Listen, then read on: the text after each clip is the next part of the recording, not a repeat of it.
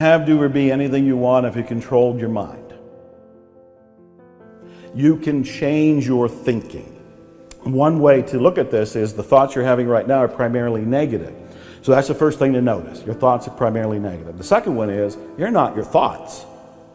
You are separate from your thoughts. And this is massive, earth-shaking news if somebody's hearing it for the very first time. There have been books that are called "You Are Not Your Mind," "You Are Not Your Brain." And what they're saying is these thoughts that we're having them. We're not them. If we can detach enough to go, oh, here comes that I'm not good enough thought again, and let it go by, we are one step removed from it. Now we've clipped off that energy that was causing us to feel bad because of that thought. So that's the second step, is to become aware that I'm not my thoughts. Third step is to start to generate what you do want to think. And this is where things like affirmations, positive thinking, positive statements, instead of saying I'm not good enough, begin to say I am good enough. Begin to say this can work out for me. If this material has worked for other people, why can't it work for me too? You know, I'm human, they're human, and you can start to rebuild your software of the mind, if you want, if you will.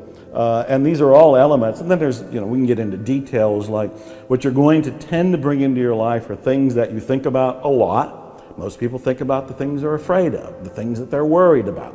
I tell people, why don't you start thinking about the things you love, the things you're passionate about. You're going to go in a new direction. You'll be happier, you'll be healthier, you're going to have better momentum, better enthusiasm. So the repetition of that is going to be a big thing. Emotion, going with those feelings of passion, is going to fuel you to go in a direction that you prefer. And actually having an image.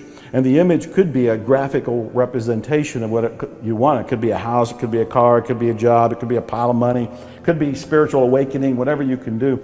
Because the brain, the reticular activating system in the brain, responds to repetition, imagery, and emotion.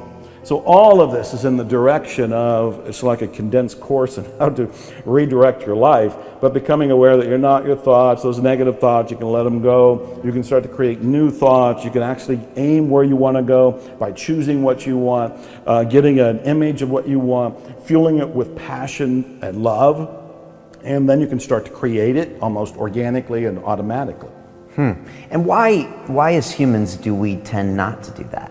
Where does this negativity come from? Is it an old survival instinct? That is exactly, you don't even need me to answer these questions. No. You already know.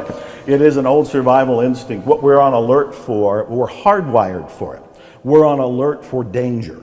We're on alert for anything that can stop us from breathing, from living. And so our reticular activating system, that part of our brain in the back of our head at the top of the spine, is already hardwired to be on alert for anything that is a threat to you, your loved ones, your life, and all of this. And so negativity and fear and worry are all things programmed to alert you that that could be dangerous. And that's fine. Our reticular activating system and our survival is working. You're here. I'm here. Your viewers are here. We can applaud that part of our system that is working. It is keeping us surviving. But what I and the other teachers are saying is that you can program it for other things. You can program it for what you want.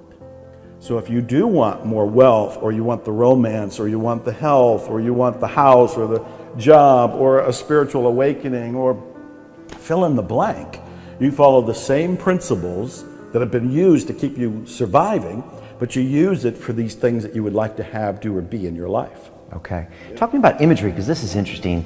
So if I want something, I need to actually conjure up and create an image like a vision board, or just have something in my mind I'm associating with that future outcome? Well, it's both. And what I look for is some sort of, I call it a graphical representation of what you want.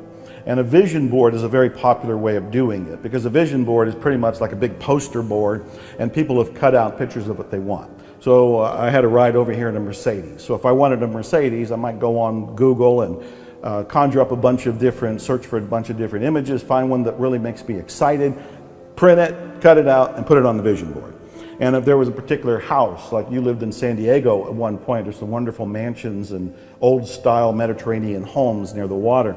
And if I wanted one of those, I'd find some sort of image of it, cut it out, and put it on the vision board. The idea is I don't want to just think it. I need to communicate to my subconscious mind that this is my next desire. And so if I can see the image of it and see it a lot, that's the repetition part of it, I will be communicating to my mind that this is what I would like to attract into my life. And so vision boards are very popular, and I tell people your vision board can be on your phone, it can be on your refrigerator, it can be something that's on your dashboard, it can be something that's by your bathroom, bedroom mirror, any number of these. You want to see it, you want to stumble across it.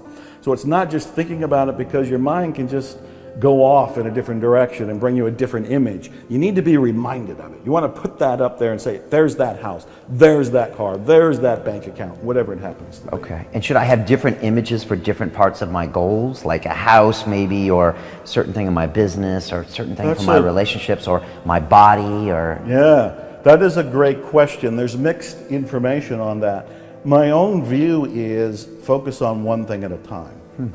If you focus on one thing at a time, you are a missile, targeted and sending a powerful signal right into your subconscious mind. There's no confusion. It's like, I want this car. That's it. I don't think there's anything wrong with having like a master vision board, and all the different things you were just referring to are there. So there could be the romance in the house and a boat and whatever it happens to be. It could be all on there. But I think it's wiser and more powerful, more effective, more efficient, and accelerated to pick one thing at a time. When I reflect over my own life and my greatest accomplishments, I believe they came when I was really focused.